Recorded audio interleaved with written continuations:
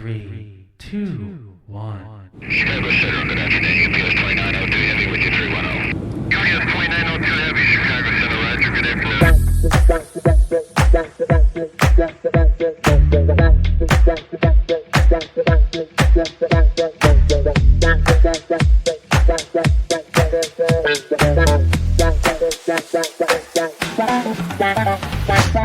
Bienvenue dans Capsule, le supplément court de Design Café. À intervalles réguliers, nous voyagerons avec une icône du design autour de son histoire. Une présentation en bien moins de temps qu'il en a fallu pour créer ces objets intemporels ou pour devenir ces personnalités exceptionnelles et ainsi aller à l'essentiel. Nous parlerons tour à tour de processus créatifs, de talent, voire même dans certains cas, de génie, de fonctionnalité, de qualité, de coût et d'esthétisme. En un mot, de design appliqué et émotionnel. Pour cette nouvelle saison, je continue de partager avec vous des créations qui me plaisent, tout en vous disant tout ce que je sais à leur sujet, ou tout du moins l'essentiel à savoir pour parfaire sans se prendre la tête ses connaissances en la matière. Alors, prêt à faire couler le nectar du design dans votre tasse et à la déguster ensemble ? C'est parti ! Avant de commencer, laissez-moi vous faire une petite confidence. L'objet iconique de ce numéro de Design Café est entré dans ma vie il y a déjà 34 ans, dans un stade archibondé, face à une artiste planétaire. À ce moment-là, j'ai 16 ans et je m'apprête à réaliser un de mes nombreux rêves. Je vais voir en chair et en os, moins de chair qu'aujourd'hui d'ailleurs à l'époque, Madonna. Le show démarre magistralement avec le morceau Express Yourself et dès la deuxième chanson du spectacle, la voilà qui utilise pour la chorégraphie de son titre Open Your Heart un modèle adapté de la chaise Tonnet. C'était lors de son concert à Nice du 5 août 1990 pendant sa tournée Blonde Ambition World Tour. Une version spectacle donc pour cet objet que j'identifierai bien des années plus tard comme la chaise Tonnet numéro 218, héritière de la toute première chaise Tonnet numéro 14 dont nous allons parler aujourd'hui.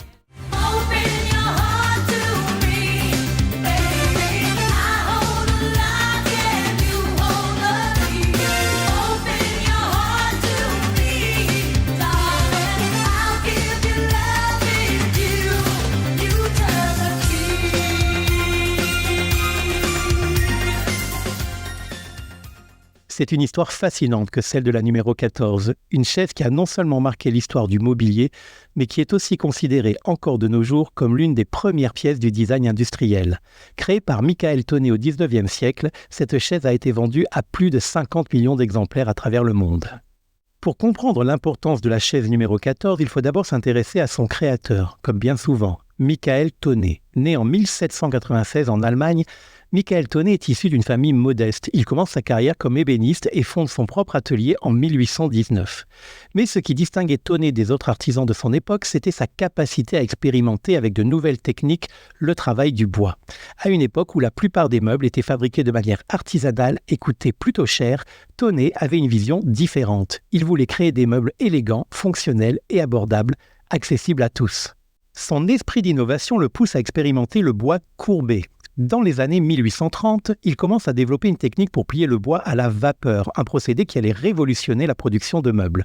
En 1841, Michael Tonnet fait une démonstration de cette technique à l'association des ébénistes autrichiens à Vienne, ce qui attire l'attention d'un certain architecte, Karl Friedrich Schinkel. Oui, celui-là même dont on a déjà parlé dans le numéro consacré au fauteuil Barcelona.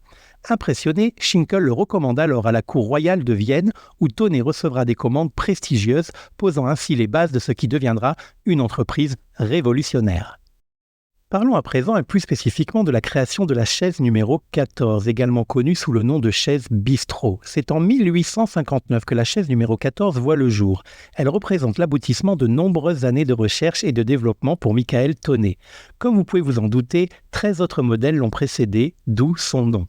L'objectif du créateur était simple mais ambitieux, créer une chaise élégante, résistante, facile à produire en série, à transporter, à monter et à un tarif abordable. Cette chaise numéro 14 est composée de seulement 6 pièces de bois courbé, de 10 vis et seulement 2 écrous, ce qui la rend donc extrêmement facile à assembler et à manipuler. C'était une première à l'époque car les meubles étaient souvent lourds, complexes à fabriquer et difficiles à transporter.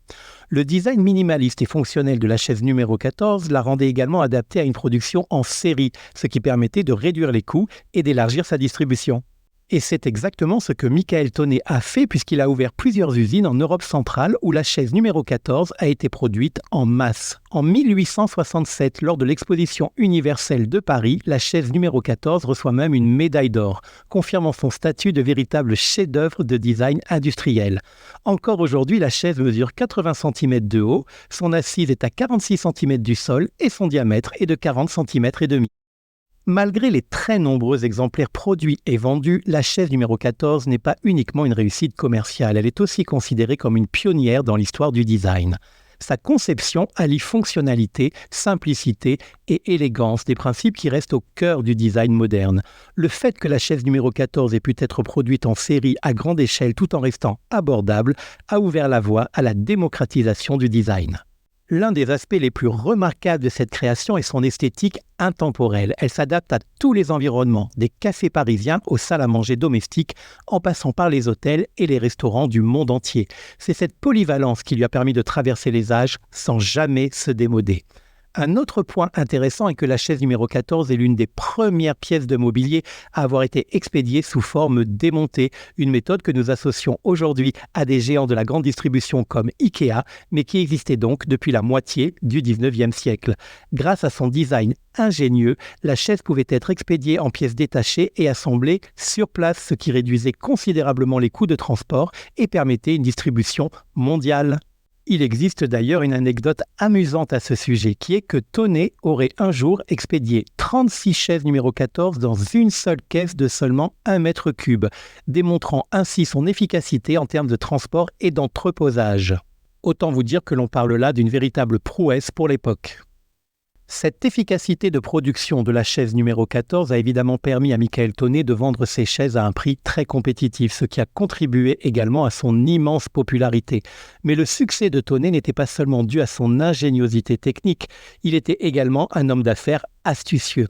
En effet, en 1842, Tonnet a été invité par le prince Clemens Wenzel von Metternich, à vos souhaits, à Vienne, alors capitale de l'Empire austro-hongrois. Impressionné par son travail, Metternich l'encourage à s'installer à Vienne, qui était à l'époque un centre culturel et économique important. À Vienne, Tonnet a pu bénéficier d'un marché plus vaste et d'une clientèle plus aisée. Mais c'est son contrat pour meubler le célèbre café Dôme qui l'a propulsé sur le devant de la scène. La chaise numéro 14 a rapidement été adoptée ensuite par un grand nombre de cafés de Vienne, devenant un élément résidentiel de style de vie viennois. Son design léger et robuste était idéal pour les établissements où les chaises devaient être fréquemment déplacées.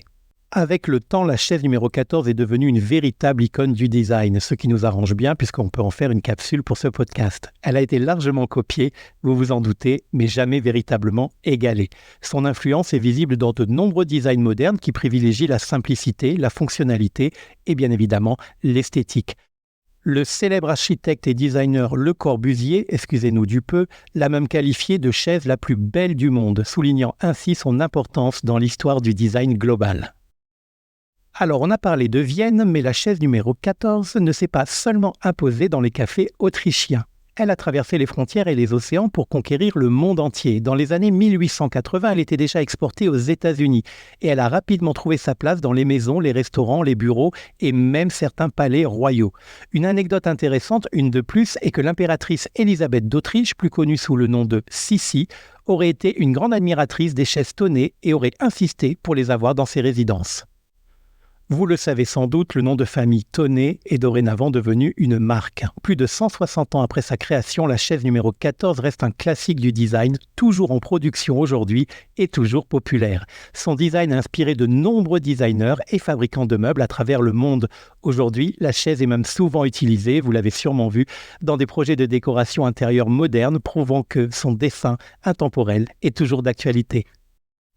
Après la mort de Michael Tonnet en 1871, ses fils ont repris l'entreprise et l'ont transformée en une véritable dynastie du mobilier. Ils ont continué à innover et à diversifier leur gamme de produits tout en restant fidèles aux principes de leur père, simplicité, fonctionnalité et accessibilité.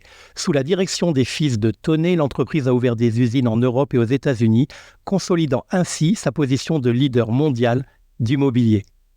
Pourtant, les événements historiques n'ont pas toujours été tendres avec Tonnet. Pendant les 2 guerres mondiales, l'entreprise a dû faire face à de nombreuses difficultés, comme de nombreuses entreprises d'ailleurs, notamment la destruction de certaines de ses usines et la perte de marché important. Cependant, grâce à sa résilience et à sa capacité à innover, la marque Tonnet a réussi à surmonter les obstacles et se réinventer régulièrement. Cette marque, aujourd'hui internationale, continue bien sûr d'innover dans le domaine du mobilier. Elle évolue toujours avec son temps, tout en restant fidèle à ses racines. La marque produit bien évidemment toujours des meubles en bois courbé, mais elle a également élargi sa gamme pour inclure des pièces modernes en acier tubulaire, un autre matériau révolutionnaire introduit au début du XXe siècle. La collection actuelle de la marque Tonnet continue de refléter l'engagement de l'entreprise envers le design, l'innovation et la qualité, des valeurs qui remontent à l'époque de son fondateur. En 1920, Tonnet a même célébré un jalon important avec la vente de la 50 millionième chaise numéro 14, un témoignage de sa popularité et de son impact durable. Durant toute cette période, on ne peut pas occulter le fait que la chaise numéro 14 a également été un élément clé dans plusieurs mouvements artistiques et architecturaux. Elle a été adoptée par les artistes du Bauhaus, un mouvement qui prônait l'intégration de l'art, de l'artisanat et de la technologie. Les designers du Bauhaus ont vu dans la chaise numéro 14 un exemple parfait de leur idéal, un design qui allie forme et fonction, accessible au plus grand nombre. De plus, son esthétique minimaliste correspondait parfaitement aux principes modernistes qui rejetaient le superflu pour se concentrer sur l'essentiel. Aujourd'hui, la chaise numéro 14 fait partie d'une grande famille de modèles produits par la marque, comme la numéro 218 du concert de Madonna par exemple. Mais pour rester concentré sur la numéro 14, sachez qu'après avoir longtemps été cantonné à sa version initiale, à savoir noire avec une assise en canage de couleur naturelle, elle est aujourd'hui disponible dans une bien plus grande variété de finitions et de couleurs, mais son design de base reste inchangé. Car c'est vraiment ce qui la rend spéciale, sa capacité à s'adapter à n'importe quel environnement, n'importe quel style de décoration, tout en conservant son caractère unique, hérité du XIXe siècle. Outre Madonna, Le Corbusier et Sissi Impératrice, on compte aussi parmi les grands fans de la numéro 14 l'artiste contemporain britannique Damien Hirst, qui a utilisé des chaises Tonnet dans plusieurs de ses installations, affectionnant particulièrement leur polyvalence et leur intemporalité. Toujours dans le registre des anecdotes dont je suis fan, vous le savez, pour ce podcast, j'ai appris en préparant cet épisode que la numéro 14 avait un lien indirect mais tout particulier avec la prohibition aux États-Unis.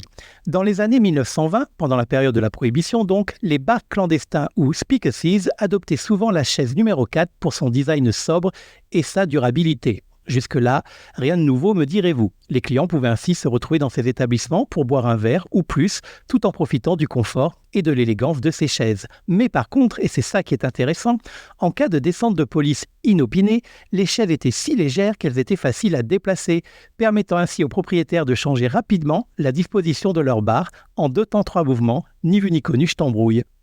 Un autre fait, moins drôle celui-là, mais malgré tout intéressant, concerne la légendaire robustesse de la chaise numéro 14. En effet, l'histoire tragique témoigne que la chaise était si solide qu'elle a survécu à un événement tristement célèbre à l'époque, le grand tremblement de terre de 1906 à San Francisco. Parce que, dans les ruines des nombreux bâtiments effondrés, on a retrouvé une quantité très importante de chaises numéro 14 complètement intactes. Et puis, plus légèrement, il y a aussi l'histoire d'Adolf Loos, un célèbre architecte moderniste autrichien qui était un fervent admirateur de la chaise numéro 14 de Tonnet. Loos les a d'ailleurs utilisées dans de nombreux projets, allant jusqu'à déclarer que la chaise numéro 14 était la seule chaise vraiment moderne. Alors, plus belle chaise du monde selon Le Corbusier, seule chaise vraiment moderne pour Loos, n'en rajoutez plus, sa réputation est faite, et cela pour toujours. Vous l'aurez compris, moi aussi, j'en suis fan. Et même si, je vous l'accorde, une chaise reste une chaise, la numéro 14 de Michael Tonnet n'est pas seulement un meuble. Elle est un symbole de l'ingéniosité humaine, de l'innovation industrielle et de la capacité à créer quelque chose de beau et de fonctionnel à la fois. Son impact sur le design est indéniable et son histoire continue d'inspirer des générations de designers et de créateurs. Que ce soit dans un café viennois ou dans un salon contemporain, la chaise numéro 14 reste une icône de style et de simplicité, prouvant que parfois les meilleures idées sont aussi les plus simples. De son design innovant et de sa production révolutionnaire jusqu'à son impact durable sur l'histoire du mobilier, la chaise numéro 14 est bien plus qu'un simple siège. C'est le symbole du début et de l'évolution du design industriel. En explorant l'histoire de cette chaise emblématique, nous comprenons mieux comment un simple objet peut changer notre façon de vivre, de travailler et même tout simplement de penser le design.